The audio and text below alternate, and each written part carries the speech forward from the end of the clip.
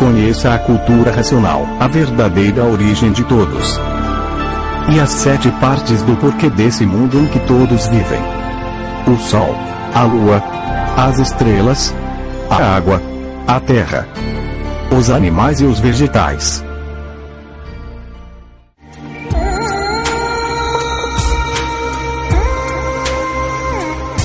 Salve, o meu nome é Cristal da Bytes, OVNIs, ou UFOs, assim chamados pelos pesquisadores desta área tão comentada, mundialmente. Muitos, apesar de possuírem documentos e relatórios, confessam-se incapazes de formular qualquer hipótese sobre a origem dos UFOs e justificam. Permanecem incompletas diante da complexidade do fenômeno. No entanto, os tempos agora são outros, porque conforme anunciou Nostradamus e outros profetas e astrólogos da antiguidade, é chegada a era da luz, da razão e do verdadeiro saber, porque tudo veio obedecendo a um processo evolutivo milenar de transformações naturais da própria natureza, para que fosse possível.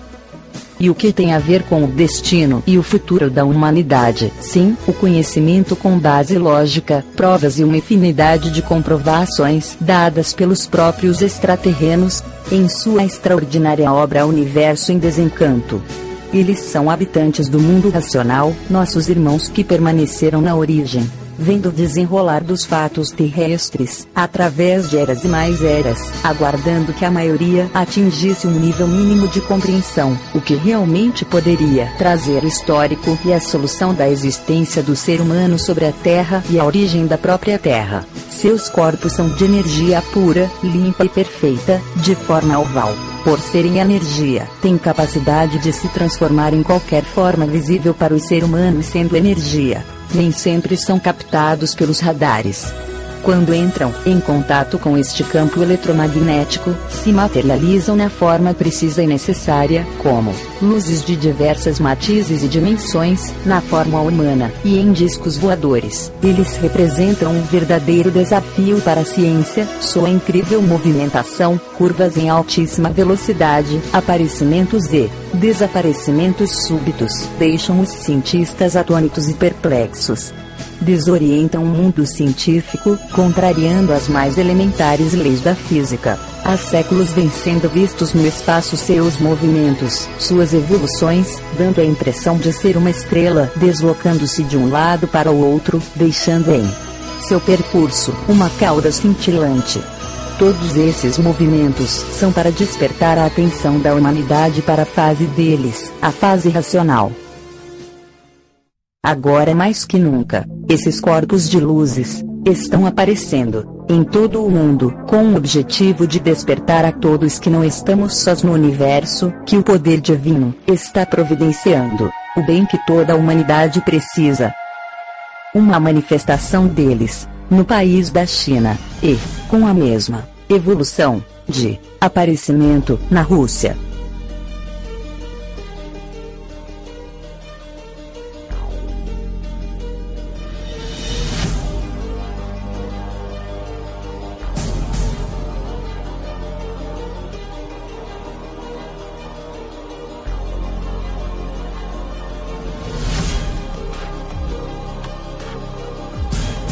As pessoas estão voltando-se mais nos fatos, como nesse vídeo a seguir.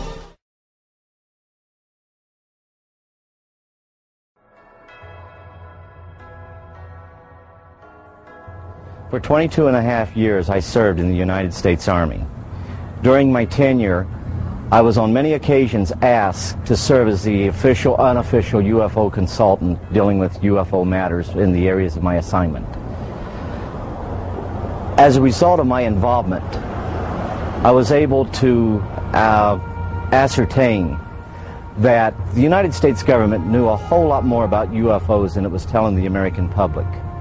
That there was an intelligence involved, that there was a highly evolved technology.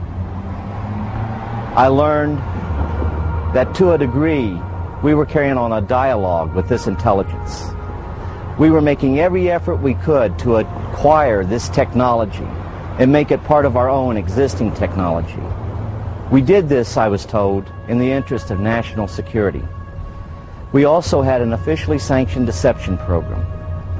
This was in total disregard as to the impact this would have on the individual witnesses and also on their families. This ultimately led to my disillusionment with the program and my involvement in it.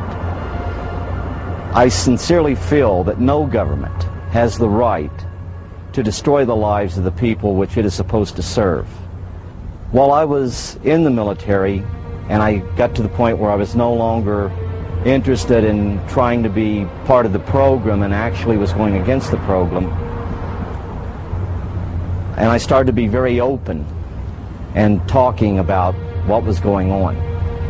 This resulted in every effort being made to try to destroy my military career.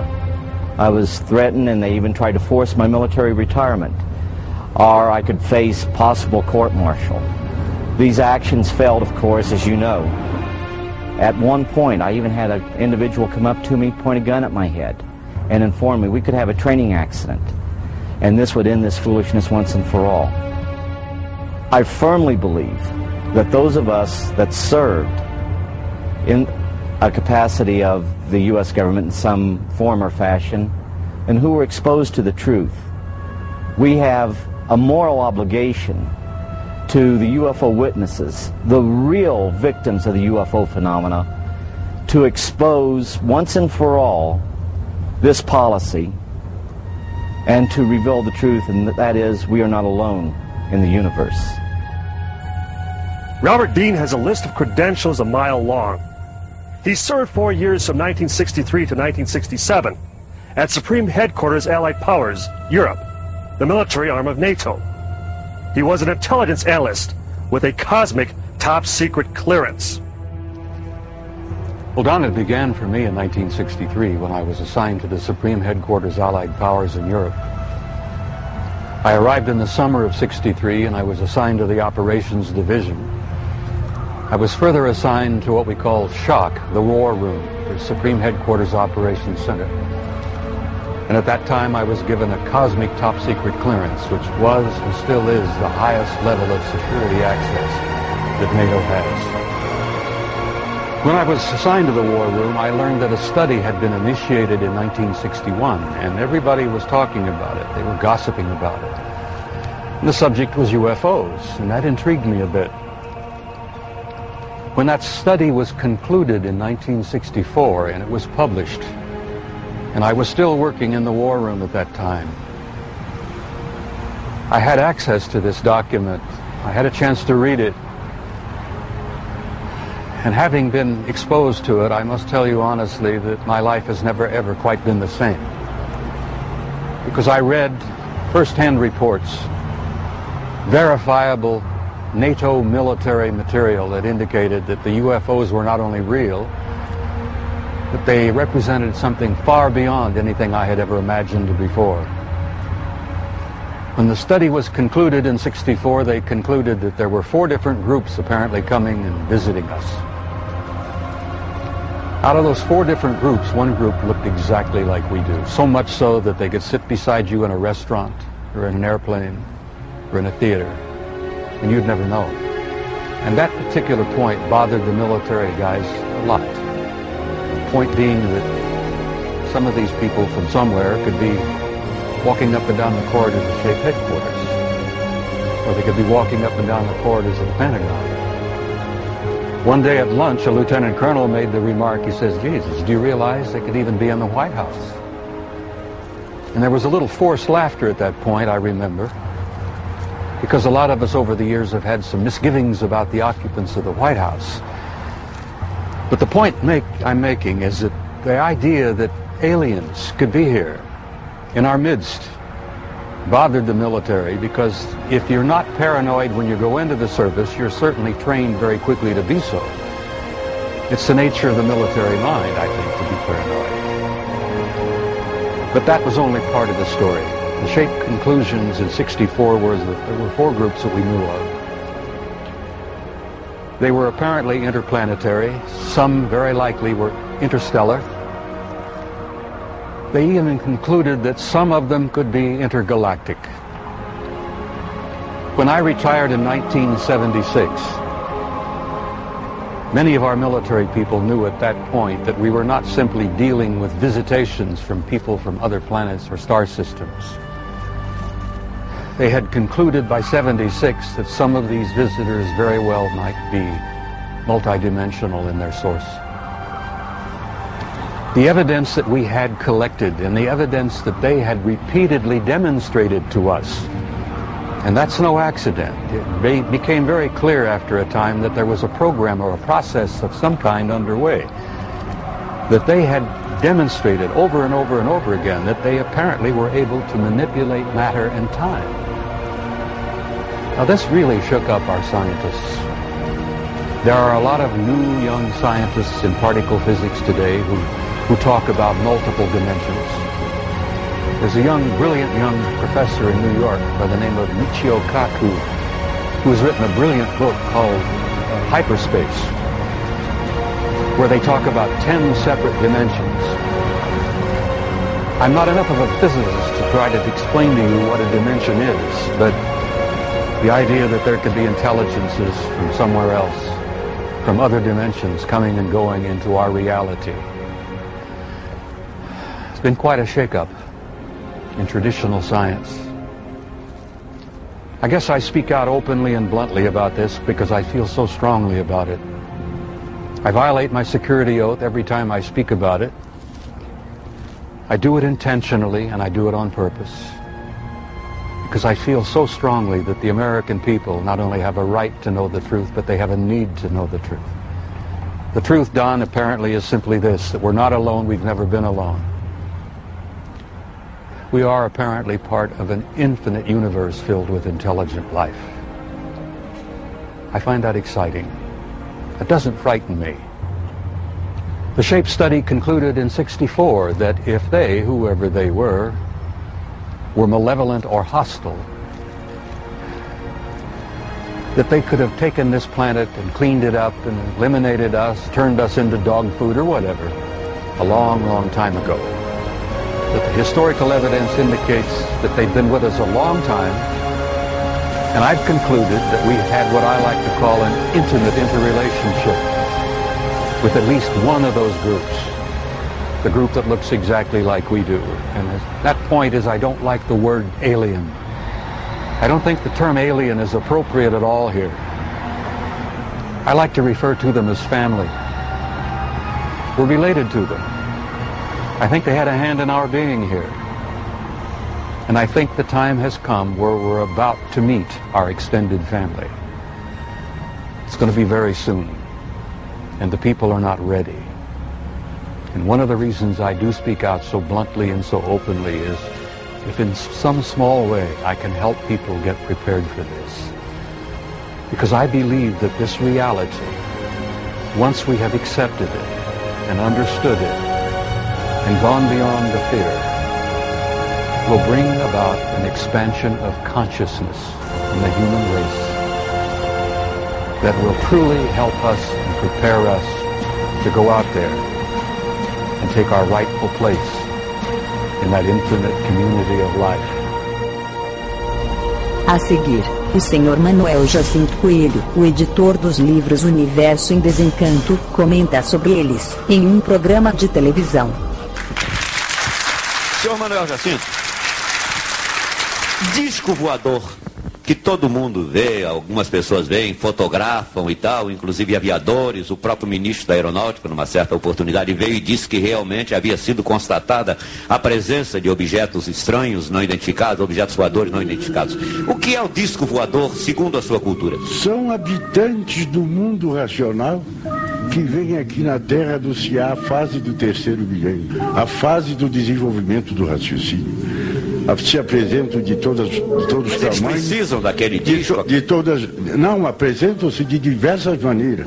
E de diversas formas e de diversos tamanhos. Então aquilo e diversas cores. Então deixa eu explicar. Então não existe aquele disco voador de metal, sei lá, daquela coisa. Aquilo é uma forma que eles tomam, é isso? É, não tem dúvida nenhuma. Eles se materializam na forma de um disco? Essa é a sua opinião? Se materializam. Seu Manuel Jacinto, mais uma pergunta. O senhor veio então, segundo a doutora Jo, que conhece bem a sua cultura, com a missão de trazer uma nova cultura para o mundo inteiro, é isso? A cultura do desenvolvimento do raciocínio. E o senhor é o único no mundo? Perfeitamente. O único? Porque não tem segundo nem terceiro. O senhor acredita então, senhor Manuel, que a sua cultura vem para melhorar este mundo, é isso? Perfeitamente. Deixa eu lhe fazer uma pergunta impertinente, mas que eu considero lógica. Veja bem, se eu tenho uma missão tão grande para fazer neste mundo imenso, com milhões e milhões e milhões de habitantes, com países enormes a longa distância, este ser ou esta força maior que enviou o senhor para aqui, não teria, não sei, quem sou eu para julgar lá como pensaram? Ao invés de ter mandado só o senhor, ter mandado mais alguns, vamos dizer, cada um para um país que não precisava traduzir os livros, ele já chegava e ele falava para o seu povo, e seria a tarefa mais rapidamente ou de mais fácil solução, porque senão eu acho que vai demorar muito um homem só para resolver o problema do mundo inteiro, não, senhor? Não é possível. Não é possível. Como não é possível? Mandar mais? Não é possível. Não é possível vir outros. Mas sim, eu tive essa coragem. Mas a mesma força que mandou o senhor. Eu tive essa coragem de me materializar aqui como bicho, para salvar a bicharada do chão.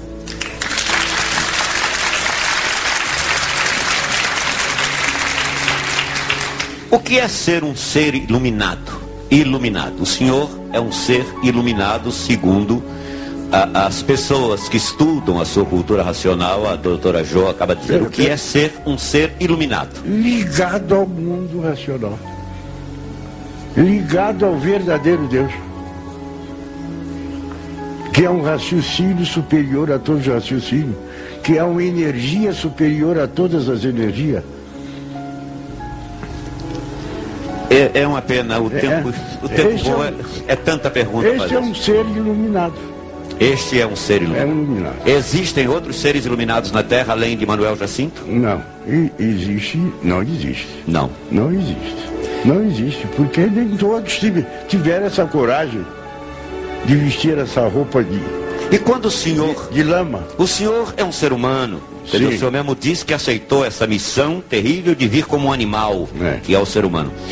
E quando o senhor, como ser humano, terminar esta vida que todo ser humano tem que cumprir, tem princípio e fim, como é que fica? A obra já estará pronta. A obra são os livros. São os livros. A obra já estará pronta. Eu vou pedir mais, desculpe, vou pedir mais um intervalo comercial e volto a conversar com o Racional Superior. Até já. Raciocinar é preciso, é onde todos vão ter contato com Deus e voltarem ao mundo de origem. Salve!